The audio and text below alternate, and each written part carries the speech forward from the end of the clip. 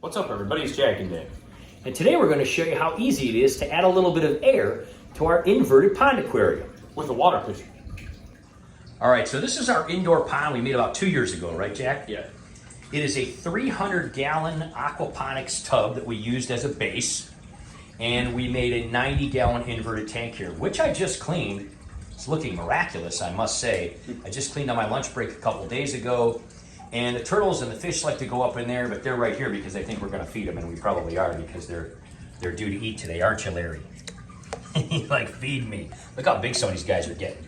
Anyway, Kame, she likes to go up here. She's our female turtle. She's Larry's love interest, right? Yeah. She's not in any way interested in him, however. She likes to go up in here, and she hangs out in here, although you'll notice that the air, usually there's about 1 centimeter or 2 of air here that you can see past the frame. Now, if I go up in here, you can see that there is some air still available in here. And so she'll go up in here and she'll hang out and she'll take breaths and things like that. And sometimes we'll put floating food up in here and the fish will go up in here. Of course, Larry goes up in here, but sometimes they go up and they'll take a breath and then they'll leave. And when that happens, if it happens over and over again, the air will go away. And it's amazing to think that these tiny little turtle lungs have the power, isn't it, to pull against all that water, isn't it? They can hold their breath for a long time, so I guess it kind of does make sense. But I mean, there's just so much pressure, and then they take these tiny little breaths, and over time it raises the water up. Yeah, they are strong. They're incredibly strong. And of course, the fish will sometimes go up there and do the same thing.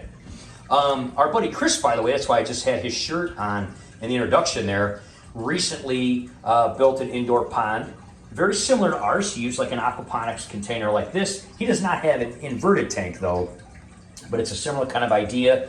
He used wood instead of stone or bricks and made an indoor pond. So we'll put a link to his channel, by the way. He has an amazing outdoor pond too. He lives in Canada, massive outdoor pond right up there in Canada. I mean, it's unbelievably it's pretty big. Awesome and huge and fantastic.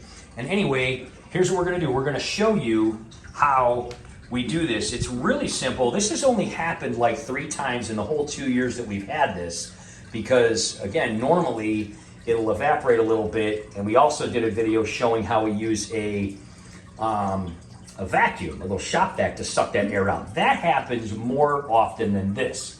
But we will put a link to that video in the description as well if you want to see how we do that. We've only had to do that a few times too. So Jack's going to show you how to do this real easy. You take a tiny little water pitcher like this and you just open that, hook that around, and you open it to air. And you can see that that air juts right up in there. How much you want me to put in there? Well, we're going to leave it so we got about 1 centimeter or so kind of showing, so it's probably going to take a minute. Now, one of the things you want to remember to do before you do something like this is watch your water level. So our level in our pond was already a little bit down. We usually fill it right above to like these tabs here. Now we waited till it was down to do this because ultimately what will happen is that water will come down and you can overflow your pond if you have an inverted tank like this, okay? I think that's probably good. Maybe just a tiny bit more, yeah. You can't really tell until it settles. Yeah, because it causes all these waves at the top. Isn't that cool though? Look how easy that is. And you could use like a little U piece of PVC or something, you know, from like a drain, anything at all like this. But this is easy because we just have it around. This is a little guy we got like for $2 on the clearance aisle at March years ago. And we use it for like topping off these little tanks when they're low. We have to do some updates and videos on our kind of pothos rack over here, those 4 small tanks too, because we haven't done that in a while. So there you go. So now we've got it where we can kind of see it. And we know that, you know, everybody's cool. And if they go up there, this guy right here, I have to point him out too. This was one of the original little like 10-cent or whatever feeder fish that we basically put in here when we started this pond 2 years ago. And look at how glorious his tail is. Isn't that amazing? Just a tiny little dude like that became such a beautiful goldfish that's swimming around with koi and all this stuff. But anyway, there you go. Now they got a little extra room. There's Larry, he's going after Kame again. But she'll get tired of him and then she'll go over on this. And this is her side. You'll notice if we ever do videos, this is her side. She goes on this side and then he goes on this side. And once in a while, he'll try to come up on her stone, and she'll allow him once in a while, but usually she just backs into him and pushes him off. She's like, give me some room here, buddy, right? You need to know when to quit, Larry. You're relentless, aren't you? So anyway, we're probably gonna put some peas and stuff in here like we normally do, and we'll probably do an underwater feeding video just so everybody can see how these beauties look. We have really nice clear water in here. We have a big DIY filter that we made that circles around. You see that little downspout? Circles, kind of pushes the water around in a circle, and then back to the pump right there in that corner. And these are heat lamps and UV lamps for the turtles when they bask. And we have about a 2 to 3 inch substrate in here. We did a whole video on how we got this light blue gravel, which we're really happy we did because we can see these guys against it so good. We got that on PetFlow when they had a deal, right? Yeah. And it was like way easier because they did free shipping over a certain amount. So even though it weighed like hundreds of pounds, they just sent it right to our house. Wasn't that cool? Yeah. PetFlow's a cool site. Look, he was biting Larry's toes, that little guy. Was he antagonizing you, Larry? That's funny.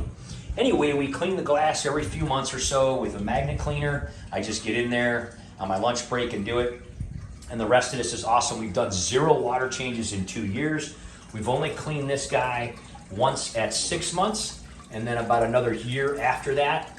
And so it's gonna end up being about 6 months since we've done it, and we might do it again just because we're going into my busy season with open enrollment and everything like that.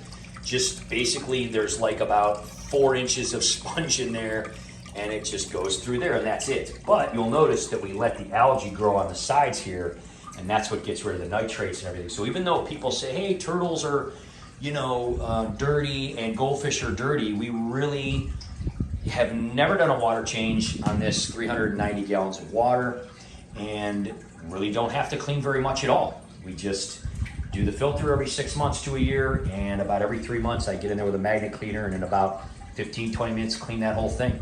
And I think that's one of the best it's ever looked.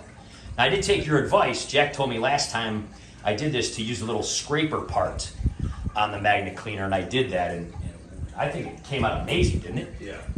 I mean, I don't think we've ever had it this clean, even when we put it in. Yeah, scrapers are a really useful tool, especially for algae.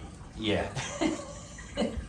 Well, there you go, guys. So stay tuned. We'll have some more stuff coming up, and we'll probably do an underwater feeding so you can see these beauties down in the water. And take it easy.